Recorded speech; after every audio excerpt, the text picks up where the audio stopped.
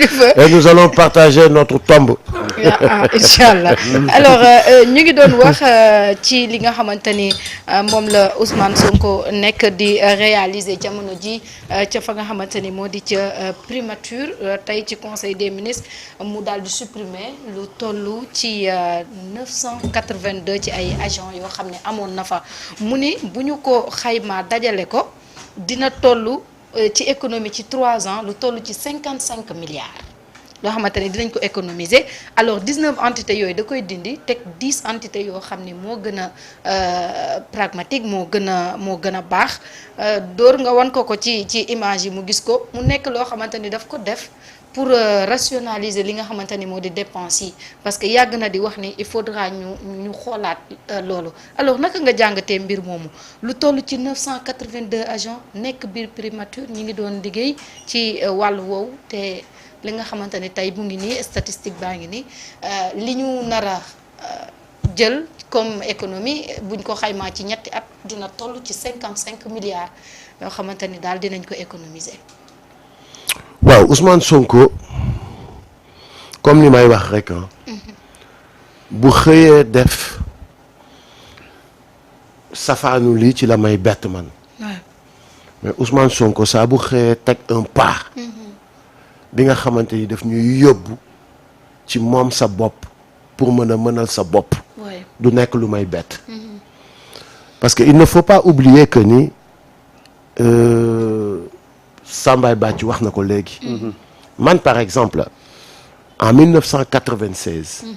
bi may jóg di révolté wu c'était contre un système mais c'était au niveau local. Kaolack. donc li ma dugal ci rap li ñu dugal ci rap man ak Thiat on peut dire que bokkut ak bokkuñu kenn ak histoire li ñu dugal ci rap. ñii dañ la naan on a été influencé par les Américains. ou les Français. ñii dañ la naan c'est une musique jeune bu xew on est jeune ñu bokk ci. ñii dañ la naan waa koñ bi yëpp a ngi koy def ñu bokk ci. par contre ñun c'était juste un outil. pour pouvoir participer sur la gestion de l'affaire publique. ou de la chose publique. outil lañ ko jàppee woon. donc on s'était fixé un objectif. xam li ñuy def. xam li tax ñu koy def. xam ban outil lañ koy defee. loolu moo ñu dugal par exemple ci rap. lutter contre un système. qui était là avant les indépendances. continue d'être là après les indépendances. ba 96 bi ñuy am 16 ans di def prise de conscience. ñu ne on n'a plus le droit de rester vraiment bouche bée. cette situation interpelle tout citoyen sénégalais. et on en fait partie. qu'est-ce que nous devrons faire ban comportement la ñu war a am. ci la ñu ne il faut l'attaquer il faut le combattre à tout prix. à tout prix. ça nous a valu la prison. à l'âge d'adolescent. on nous a tabassé tout mais xamoon nañ ni c'est le prix à payer. donc 2000 nekk la première alternance. comme ni ko Samba waxee. nous avons influencé plus d'un à Kaolack. parce que effectivement on pensait que la politique était faite pour les vieillards. ku dul mag waruloo ko def wala waruloo ci wax. alors que la politique c'est l'affaire ça doit être l'affaire de tout le monde. parce que c'est qui fait ñan ñooy def politique. mooy ñi jógee ci société bi. ñan ñoo jógee ci société bi. mooy ku ci nekk da ngay am un métier.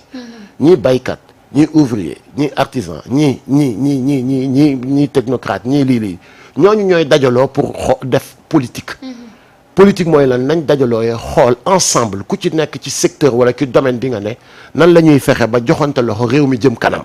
c'est ça la politique. donc personne n'est exclu. la politique c'est la citoyenneté. la politique mooy intéressé wu ci li nga xamante ni mooy sa dëkk. la politique mooy taxaw di saytu di impliqué wu ci li nga xamante ni mooy sa dëkk ak ni mu war a doxee. alors ci la benn éveil de conscience en 2000 c'était la première fois ñu gis jeunes yi di voter en tout cas à Kaolack. et dans les autres régions aussi parce que aussi le rap tamit ñëw di conscientiser affaire yooyu. Après 2000 nous avons continué cette mission parce que xam nañ ni système baa ngi fi. C'est quelque chose boo xamante ni il faut du temps pour laal ko waxuma la jëlee ko fi carrément mais pour au moins def un premier pas. ñu continuer taxawaayu sentinelle. Toujours avec notre rap. di dem ba 2011 ci la ñu teg le mouvement Y'en a marre. Il ne faut pas que les Sénégalais oublient que bi ñuy déranger Abdoulaye Wade amul proposition bu mu ñu deful parce qu'il pensait qu'on était animé par peut-être vouloir avoir un poste wala xaalis la ñu bëgg jàppal bàyyi. Bon, on lui a fait comprendre que ni vous n'avez rien compris li ñuy def xam nañ ko te fi ñu jëm xam nañ ko te dinañ fa àgg bu ñu yàlla mayee bakkan ñu nag Ablaye Wade ba régime am dem mais gars yi bu ñu fàtte ni le système c'est du PS ba APR PS bi mu demee PDS moo ñëw bi PDS ñëwee mooy ñoom Macky Sall njabootu Ablaye Wade gi ak ñi recyclé wu waat jóge PS ñëw daw dugg ci donc le système était toujours là mënuñu woon vraiment exercer le pouvoir avec des gens yoo xamante ni c'est des gens du système et qui ne sont pas de notre génération aussi ñu continuer ci loolu Macky Sall ñëw muy deuxième alternance en 2012 quand Macky Sall est venu aussi amul lum ñu proposé wul moom tamit poste boo xalaat proposé nañu ko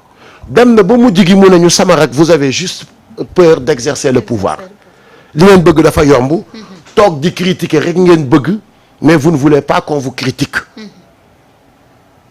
parce que taxaw ci tuuti naan jour bi xamul dara yomb na waaye nekk ci biir di football ay boo xamoon la ngay daj li nga xam ni toog di supporter ak toog di critiquer ça n'a rien à voir ak nekk un acteur ñu ne ko ok amul problème tout ça pour toucher suñu ego proposition d'argent lu nekk safuñu taxuñu jóg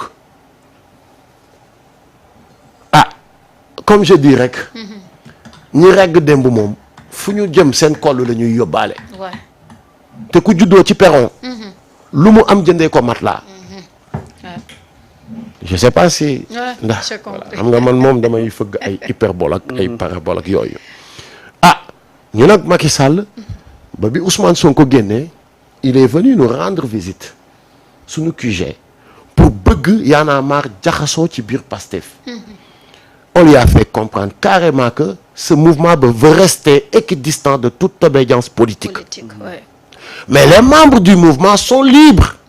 Si toutefois ñu gis quelqu'un qui porte quelque chose boo xamante ni c'est arrangé na leen wala gis nañ ci seen bopp ñu dem ànd ak moom mais dañuy quitter le mouvement man duma nax suma bopp te gisuma lu fees suma bët ndax bi may commencé 96 bi ma fi tudd tey jii génération bi amul ku ci commencé on est d'accord kon dara mënu ma jaaxal waaye nangu daf di cëri góor Ousmane Sonko di dem ma gis koo xamante ni gis naa ni Sénégal jaral na ko mu joxe boppam ñu tëral ko rendi ko pour Sénégal baax mais man su ma ñëwul ànd ak kooku moi je suis faux gëw ma kon li ma doon def wala gëw ma fi ma bëggoon a jëm kenn kese moo ma yitteel kenn kese moo ma ñor muy Ousmane Sonko le jour où il va faillir moi je vais continuer mon chemin parce que j'ai un objectif je suis un éternel combattant et même de ma tombe je vais continuer à me battre man xeex laa xam xaw ma leneen parce que li ma gëm mooy xeex mooy joxe indépendance xeex mooy joxe liberté alors Ousmane Sonko xëy na def lii nii du guléet il a toujours fait le suicide individuel pour la résurrection collective bi gën a rëy mooy bi ñu demee ba ne projet bi du jàll Ousmane s'est suicidé il a accepté de se suicider jiital kenn pour que le projet passe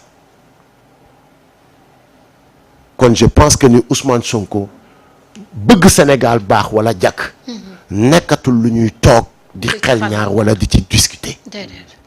Je te promets, hein, Ousmane a